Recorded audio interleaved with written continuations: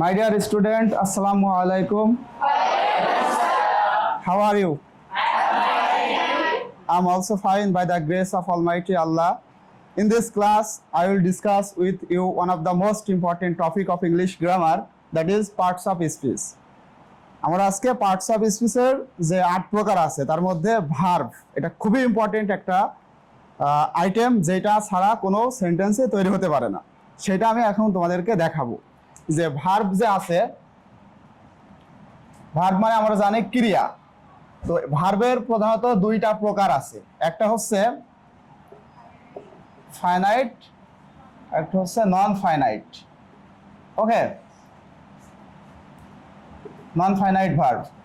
তো আমাদের মধ্যে অনেক সময় ফাইনাইট এবং নন ফাইনাইট ভার্ব গুলিয়ে যায়, আমরা বুঝতে পারি না কোনটা ফাইনাইট নাকি নন ফাইনাইট। তো আমি কিভাবে তোমরা ইজিলি খুব সহজেই বুঝতে পারবা, মানে দেখেই বুঝতে পারবা এটা ফাইনাইট নাকি non finite.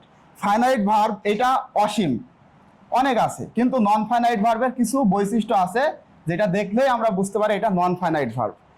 Non finite verb প্রধানত 3 প্রকার, আমরা অনেকেই জানি প্রধানত 3 প্রকার। একটা হচ্ছে জেরান্ড, ইনফিনিটিভ, আর একটা হচ্ছে পার্টিসিপল। ওকে, এই পার্টিসিপল আবার 3 প্রকার। পার্টিসিপল 3 প্রকার, একটা হচ্ছে প্রেজেন্ট পার্টিসিপল, আর একটা হচ্ছে পাস্ট পার্টিসিপল, এবং আরেকটা হচ্ছে পারফেক্ট পার্টিসিপল। তো এইগুলা যদি আমরা আইডেন্টিফাই করতে পারি তার মানে নন ফাইনাইট ভার্ব আমরা ক্লিয়ার হয়ে যাব, আর বাকি সবই ফাইনাইট ভার্ব।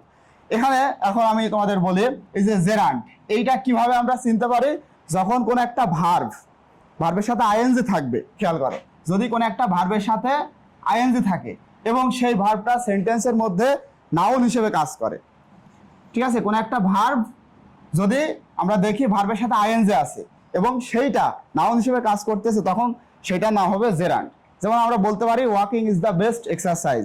এখানে ওয়াকিং এটা সাবজেক্টের স্থানে আছে, তার মানে নাউন। এখানে এই যে ওয়াকিংটা হচ্ছে আমার জেরান্ড। ওকে, আবার এখান থেকে জেরান্ডের সাথে যে জিনিসটা গুলিয়ে যায় সেটা হচ্ছে প্রেজেন্ট পার্টিসিপল। প্রেজেন্ট পার্টিসিপল আর জেরান্ড দেখতে একই রকম, কারণ এটাও ভার্বের সাথে আইএনজি, এটাও প্রেজেন্ট পার্টিসিপল ভার্বের সাথে আইএনজি। কিন্তু এই প্রেজেন্ট পার্টিসিপলের যে বৈশিষ্ট্য সেটা হচ্ছে ভার্বের সাথে আইএনজি হয়ে এইটা সেন্টেন্সের মধ্যে অলওয়েজ অ্যাডজেক্টিভের কাজ করবে, ঠিক আছে? যদি আমি বলি আই স আ ওয়াকিং বয়, মানে হাঁটতেছে আমার একটা ছেলেকে আমি দেখলাম, তখন এইটা এই যে বয়কে মডিফাই করতেছে, এটা হচ্ছে অ্যাডজেক্টিভ। যেহেতু এই ভার্বটা আইএনজি হয়ে অ্যাডজেক্টিভের কাজ করতেছে, এই জন্য এটাকে আমরা বলবো প্রেজেন্ট পার্টিসিপল। ওকে, তার মানে এই যে নন ফাইনাইট ভার্বের একটা বৈশিষ্ট্য আমরা যেটা পেলাম সেটা হচ্ছে ভার্বের সাথে আইএনজি যদি থাকে, আমরা চোখ কান মুখ বুঝে বলে দেবো এটা নন ফাইনাইট ভার্ব। ওকে, ভার্বের সাথে আইএনজি মানে নন ফাইনাইট ভার্ব। এরপরে আমরা যদি আসি ইনফিনিটিভ, এইটা মূলত 2 + V1 মানে ভার্বের 1। যেমন I want to talk with you, is a to talk, টকের আগে ভার্ব আছে, এটা হচ্ছে ইনফিনিটিভ। তার মানে নন ফাইনাইট ভার্বের আরেকটা বৈশিষ্ট্য হচ্ছে 2 + V1, দুইটা বৈশিষ্ট্য পেলাম। এবার আমরা এটা তো বুঝেছি পাস্ট পার্টিসিপল, যেটা সেটা হচ্ছে ভার্ব প্লাস ভার্বের পাস্ট পার্টিসিপল, মানে সেন্টেন্সের মধ্যে ভার্বের 3 নম্বর রূপ হওয়ার পর যেটা যদি অ্যাডজেক্টিভের কাজ করে সেটা হবে পাস্ট পার্টিসিপল। যেমন আমি যদি একটা এক্সাম্পল বলি, this is a broken glass, অথবা দিস ইজ আ রিটেন বুক। এই যে রিটেন বুক একটা নাউন, তার আগে যে ভার্বটা আছে এটা হচ্ছে ভার্বের পাস্ট পার্টিসিপল V3, এবং এই ভার্বটা সেন্টেন্সের মধ্যে অ্যাডজেক্টিভ হিসেবে কাজ করছে, এজন্য এইটা হবে পাস্ট পার্টিসিপল। মানে নন ফাইনাইট ভার্বের আরেকটা বৈশিষ্ট্য, 3 নম্বর যে বৈশিষ্ট্য সেটা হচ্ছে V3 এটা। আর পারফেক্ট পার্টিসিপল এখানে হ্যাভিং প্লাস V3 থাকে। যেমন এমন যে having finished the work I went to school, মানে কাজটি শেষ করে আমি স্কুলে গিয়েছিলাম, তার মানে হ্যাভিং এর পরেও কিন্তু V3 আছে।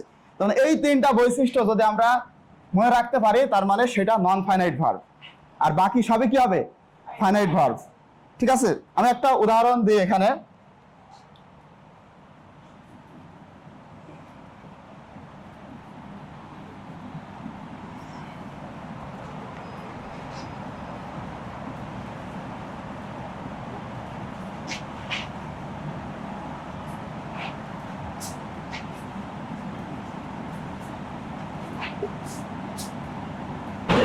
এখানে দেখো walking along the road I went to market.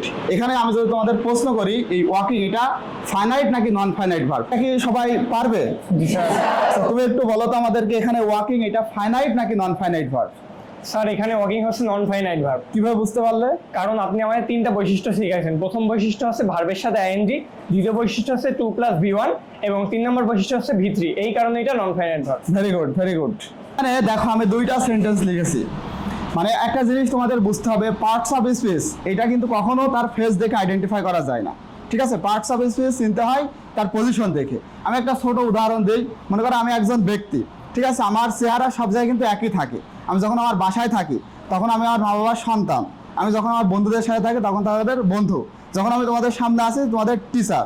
ব্যক্তির চেহারা সবসময় একই থাকে, কিন্তু পার্টস অফ স্পিচ মানে আমার কে কখন কিভাবে দেখবে আমার পজিশনের উপরে এটা ডিপেন্ড করে। ঠিক পার্টস অফ স্পিচের ক্ষেত্রে বিষয়টা এমনই, ঠিক আছে? এখানে দেখো দুইটা ওয়ার্ড রয়েছে, আই স আ ওয়াকিং বয়।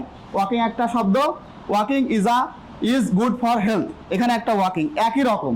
কিন্তু এখন এইটা কোন পার্টস অফ স্পিচ? আমি যদি তোমাদের প্রশ্ন করি এখানে ওয়াকিং এটা জেরান্ড নাকি পার্টিসিপল, আবার এইটা একই রকম জেরান্ড নাকি প্রেজেন্ট পার্টিসিপল, তোমরা কি কেউ বলতে পারবা?